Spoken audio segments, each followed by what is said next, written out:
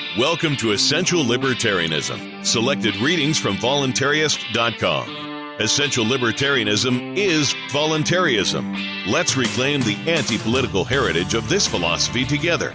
The essays and books we read in this show will bring us closer to the state-free voluntary society that we desire. Let's begin the journey.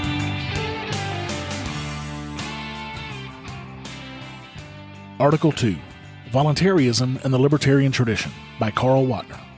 Voluntarism figures prominently in the libertarian tradition in three distinct ways. First, voluntarism represents the final goal of all libertarians. After all, libertarianism is the doctrine that all the affairs of people, both public and private, should be carried out by individuals or their voluntary associations. Secondly, libertarianism is a realization about the nature of political society. The voluntarist approach rests on the crucial, theoretical insight that all tyranny and government are grounded on general popular acceptance. The primary responsibility for the existence and continuation of any political system rests on the majority of the population, who willingly acquiesce in their own subjection. Thirdly, voluntarism represents a way of achieving significant social change without resorting to politics or violent revolution. Since voluntarists realize that government rests on popular consent, they conclude that the only way to abolish government power is simply for the people at large to withdraw their consent. As a means, voluntarism calls for peaceful persuasion, education, civil disobedience, and non-violent resistance to the state. To libertarians, voluntarism thus represents a means, an end, and an insight. Only voluntary means can be used to attain the truly voluntary society, based on the insight that existing tyrannies depend on the voluntary submission of the governed. The purpose of this essay is to elucidate the history, the development, and the actual practice of these ideas within the context of the libertarian tradition. The three aspects of voluntarism mutually reinforce each other. The very goal of an all-voluntary society suggests its own means. The means are the seeds which bud into flowers and come into fruition. It is impossible to plant the seed of coercion and reap the flower of liberty. Thus, politics and government, which libertarians view as essentially coercive processes, can never legitimately be used to attain libertarian goals. The non-voluntarist always proposes to compel people to do something, usually by passing laws or electing politicians to office. These laws and officials depend upon political action and physical violence. Voluntaristic means like nonviolent resistance, for example, violate no one's rights. They only serve to nullify laws and politicians by ignoring them. Voluntarism does not require of people that they shall violently overthrow their government or ever use the electoral process to change it, but merely that they shall cease to support their government, whereupon it will fall of its own dead weight. Etienne de la Boétie, 1530 to 1563, the first libertarian political philosopher in the Western world, was largely responsible for the original statement and elaboration of the voluntarist principle. In his Discourse on Voluntary Servitude, probably written around the mid-1550s, La Boétie discussed one of the most critical problems of political philosophy, namely the question of civil obedience. Quote, "Why in the world do people consent to their own enslavement?" he asked. Quote, "Why do the bulk of the people acquiesce in their own subjection?" La Boétie answered these questions by explaining the governmental mystique created by rulers and their intellectual apologists. By relying on custom, by providing bread and circuses to the citizenry, and by creating a vast network of governmental supporters dependent on political plunder, governments were able to engineer and sustain their own popular acceptance among the populace. La Boétie's voluntarist insight that consent is brought about largely by government propaganda speaks sharply to the problem of strategy. It leads directly to the conclusion that mass civil disobedience and mass nonviolent resistance are the only true methods for overthrowing tyranny. Realizing the great value of natural liberty, La Boétie called for a thorough process of educating the public to the truth, a process which would give back to the people a knowledge of the blessings of liberty and a knowledge of the myths and illusions fostered by the state. The primary task of opponents of tyranny is an educational one, to alert the public to their despotic condition, to demystify and desanctify the entire state apparatus. La Boétie was thus the first political philosopher to move from an emphasis on the importance of consent to the strategic importance of toppling tyranny by leading the public to withdraw their consent. The value of La Boissie's insights were somewhat lost to the 16th and 17th century English, yet voluntarism played a significant part in the struggle between church and state during these centuries. During the mid-17th century, the English independents were moving towards a completely voluntaristic concept of the church. They considered that maintenance of churches by tithes and state support ought to be done away with. This was no new idea, and for a long period there had been independents who realized that this was the logical outcome of their views of separation of church and state. For example, a petition circulated in London in 1647 demanded that, quote, tithes and all other enforced maintenance may be forever abolished, and nothing in the place thereof imposed, but that all ministers be paid only by those who voluntarily choose them and contract with them for their labors. By substituting taxes for tithes and governmental officials for ministers, we realize how close these early religious dissenters were to espousing the ideas of a truly voluntary state. The early advocates of church-state separation were in the vanguard of the libertarian tradition because they took one of the first steps necessary to separate the state from all the rest of society. In these religious controversies, the term voluntarism was representative of those who advocated complete separation of church and state.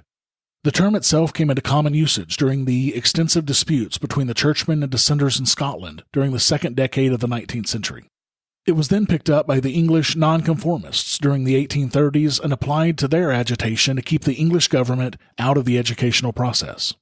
The voluntary educationists saw a religious threat in state-controlled education, and many believed that the law of supply and demand, or the voluntary principle as they termed it, would provide for the education of the whole English people. Aubrey and Herbert attempted to repopularize the term during the 1880s and the 1890s in his voluntarist journal, Free Life. William Godwin, author of An Inquiry Concerning Political Justice in 1793, offers a good example of voluntaristic thinking in the late 18th century England. It is interesting to note that the revolutionary violence never became a serious threat to England because of the influence of the religious nonconformist teachings among the working classes. Godwin, among other extreme political thinkers of that era, believed that physical force was too uncertain in its results and that peaceful resistance was more desirable and effective. Godwin argued for reasonable discussion and disciplined non-cooperation as the means of fighting against authority.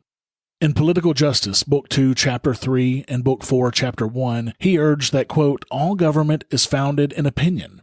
Men at present live under any particular form because they conceive it their interest to do so. Destroy this opinion, and the fabric which is built upon it falls to the ground. Make men wise, and by that very operation you make them free. Civil liberty follows as a consequence of this. No usurped power can stand against the artillery of opinion. Godwin, in one important particular, was at variance with the main tradition of dissent in the 18th century. A large body of dissenters thought in terms of politics. They tended to see problems as political and to seek political solutions. They favored associations and the normal methods of bringing political pressure to bear. They looked to legislative action for a solution of problems. Godwin, on the other hand, looked only to the reformation of the individual, objected to political parties, and had no faith in political solutions of what were for him simply moral problems. The voluntaristic dissenters believed that moral agitation was always more effective and more proper than political activity. The 19th century abolitionists, both in England and the United States, struggling to abolish slavery and the slave trade, were faced with similar problems. Was slaveholding to be abolished by moral suasion or political means? Should abolitionists participate in party politics, or should they hold aloof from such controversies? Should they create their own third-party organizations to propagate the abolition of slavery? The Radical Abolitionists were on the cutting edge of the Libertarian movement because they viewed slavery as the worst form of stealing. Slavery was called man-stealing because it reflected the theft of a person's self-ownership rights. The problems faced by the 19th century abolitionists, both in terms of goals and strategies, have much to say about the place of voluntarism in the libertarian movement today. William Lloyd Garrison led one wing of the abolitionist movement, and it is his views which we shall first examine. By the mid-1840s, Garrison and his chief lieutenants, Wendell Phillips and Henry Clark Wright, had come to the conclusion that all office holding and voting was wrong and morally reprehensible. These men arrived at their views in two different ways. During the 1830s, Garrison had addressed himself to the issues of perfectionism and non-resistance. He and his fellow non-resistants rejected not only war, but the entire apparatus that sustained government and power. He summarized their position in the 1938 Declaration of Sentiments adopted by the Peace Convention held in Boston that year. Non-resistants renounced all allegiance to human governments and disabled themselves from holding any political office. This carried with it a rejection of voting. Quote, "If we cannot occupy a seat in the legislature or on the bench, neither can we elect others to act as our substitutes in any such capacity." In 1841, Garrison and his followers underwent a further transformation, which led to a reinforcement of their beliefs against political action. The Liberty Party, which had been purposely formed as an anti-slavery party in 1840, appalled Garrison, both as a matter of theory and tactics. He claimed that an anti-slavery third party would split the movement and dilute anti-slavery principles by dragging them into the political gutter. Nearly at the same time, the Garrisonians came to the realization that the Constitution was actually a pro-slavery document and that disunion should be the rule of the day. They came to see the Constitution as, quote, "a covenant with death and an agreement with hell," end quote, and therefore advocated personal disallegiance from the federal government and sectional disunion from the South. This outlook on the Constitution was only developed after the Garrisonians had been preaching their non-resistance and no-voting theories for a number of years. Since Garrison took all of these demands seriously, he came to condemn voting not only for all non-resistants, but for all enfranchised citizens. He took the ground that to vote for any public officer, local, state, or federal, would be to endorse someone who would have to take an oath to uphold the United States Constitution, which supported slavery. Any act of allegiance to a government whose Constitution supported slavery, quote, "means either to undertake or execute the law which I think wrong, or to appoint another to do so," end quote, for me. The Garrisonian ideas were propagated in many forums. Garrison himself engaged in a debate with James Birney, soon to be head of the Liberty Party, in the late 1830s. In this Letter on the Political Obligations of Abolitionists, Garrison maintained that the political reformation which would bring about the abolition of slavery, quote, "is to be expected solely by a change in the moral vision of the people, not by attempting to prove that it is the duty of every abolitionist to be a voter, but that it is the duty of every voter to be an abolitionist," end quote. It was, in his opinion, the general object of the anti-slavery movement to so, quote, "affect public sentiment, and after the views and feelings of the people in regard to the crime of slaveholding, that all classes of society may be induced to rally together en masse for the entire abolition of slavery," end quote. Garrison's field was not the field of political action, but that of moral suasion. In seeking to reform public sentiment that lay behind laws and constitutions, Garrison was striking at the heart of the problem. Both of Garrison's chief helpers, Phillips and Wright, independently expressed their anti-political views. Phillips wrote of his no-voting theory in The Liberator in 1844, and then further clarified his views in his 1845 pamphlet, Can Abolitionists Vote or Take Office Under the United States Constitution? Henry Clark Wright had earlier formulated his views in his 1841 booklet on Ballot Box and Battlefield. Wright maintained the non-resistant position, claiming that the ballot box was at most only a makeshift substitute for the violence of bullets on the battlefield. According to his lights, no man could honestly accept the office of voter and then vote against the existence of government. Quote, "May a man consent to be invested with power to do an evil and swear to do it, even for the purpose of abolishing that evil?" he asked. Wright claimed that a man may never rightfully consent to do what he thinks wrong. He who would do it proves himself dishonest. Quote, "He consents to be vested with power to do what he acknowledges to be wrong and swears to do it, and then gravely assures us that he never intended to do it.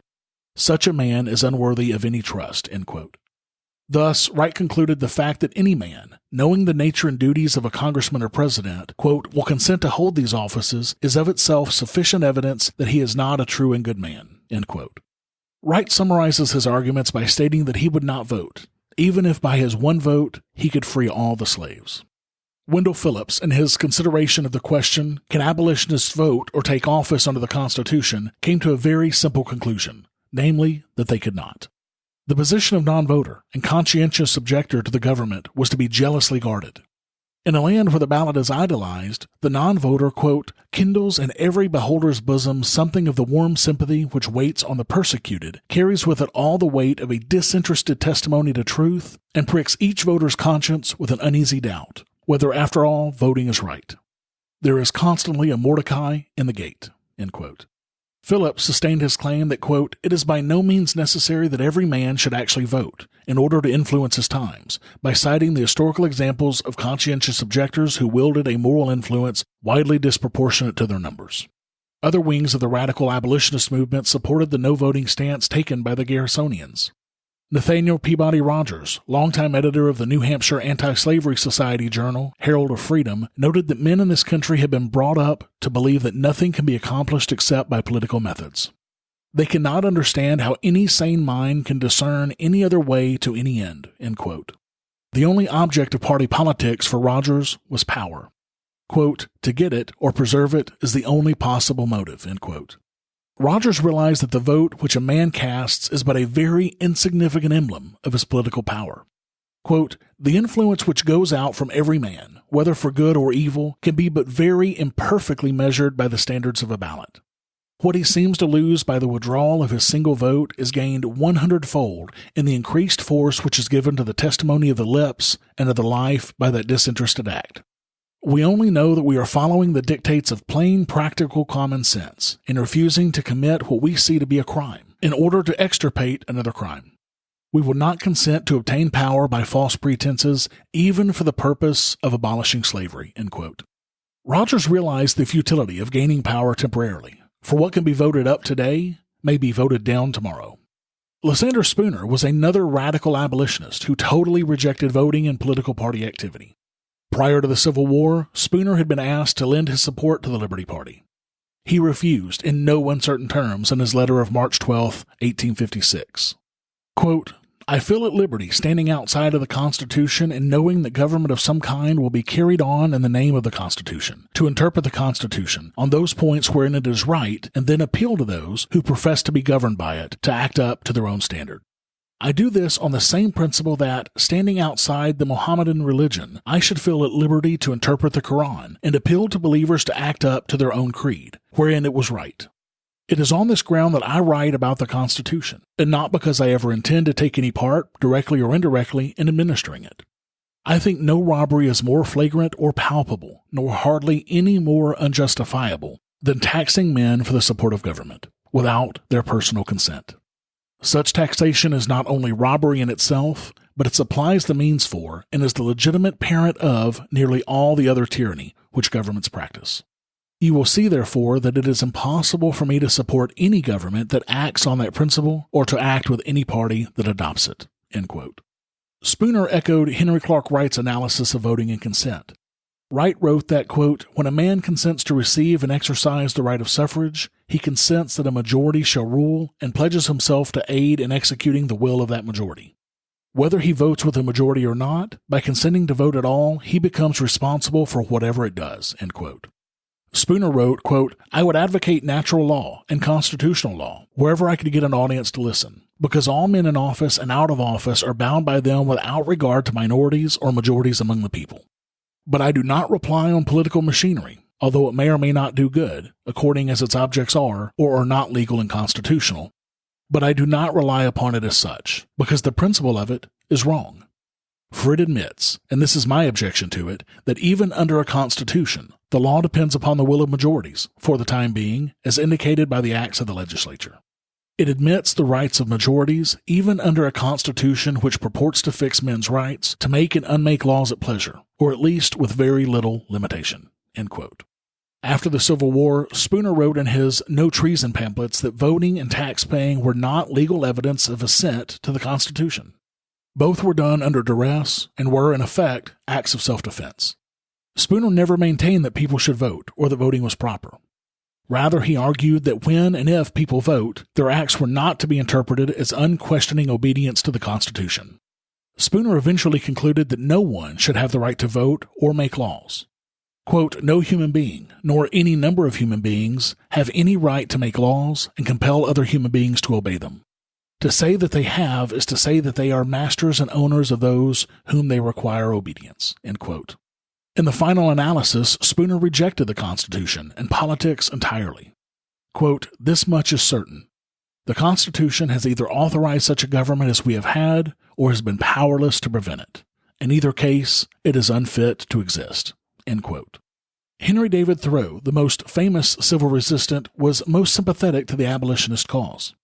Thoreau was influenced by his friendship with Ralph Waldo Emerson, who in turn was an admirer of William Lloyd Garrison. All three shared in common the idea of individual conscience standing in opposition to the state.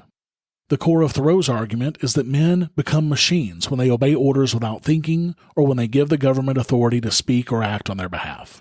Quote, "Must the citizen resign his conscience to the legislator?" Thoreau asked. "Why has every man a conscience then? I think that we should be men first. It is not desirable to cultivate a respect for the law so much as for the right. Law never made a man a whit more just, and by means of their respect for it, even the well-disposed are daily made the agents of injustice." End quote. Thoreau was speaking out against slavery as well as against the American invasion of Mexico, which took place in 1846. Thoreau was particularly outspoken against voting. He saw voting as a sort of gaming. Quote, "The character of the voters is not staked. Even voting for the right is doing nothing for it. A wise man will not leave the right to the mercy of chance, nor wish it to prevail through the power of the majority. There is but little virtue in the action of masses of men." End quote. Thoreau recognized the importance of civil disobedience, both as an individual moral statement and tactical position. Referring to his own short imprisonment and his influence, Thoreau wrote, quote, "If any think that their influence would be lost in prison, and their voices no longer afflict the ear of the state, they do not know how much truth is stronger than error, nor how much more eloquently and effectively he can combat injustice who has experienced a little in his own person." End quote. Adopting La Boétie's strategic outlook, he then wrote, quote, "Cast your whole vote, not a strip of paper merely, but your influence. A minority is powerless while it conforms to the majority. It is not even a minority then, but it is irresistible when it clogs by its own weight. If 1,000 men were not to pay their tax bills this year, that would not be a violent and bloody measure, as it would be to pay them, and enable the state to commit violence and shed innocent blood. This is, in fact, the definition of a peaceable revolution, if any such is possible. If the tax gatherer or any other public officer asks me, as one has done, 'But what shall I do?' my answer is, if you really wish to do anything, resign your office. When the subject has refused allegiance and the officer has resigned his office, then the revolution is accomplished." End quote. Thus concludes our brief survey of voluntarism in the libertarian tradition. Voluntarism in the hands of 20th century libertarians has a revolutionary potential that has not been adequately recognized. If we wish to remain true to our libertarian heritage, it is clear that voluntarism as a means, an end, and an insight deserves our support at this time. Thank you for listening to Essential Libertarianism. You can check out the archives of all of our episodes at essentiallibertarianism.com. And you can subscribe to future episodes on any podcatcher, including Apple Podcasts, Stitcher, Google Play, and more. This has been a Pax Libertas Productions podcast.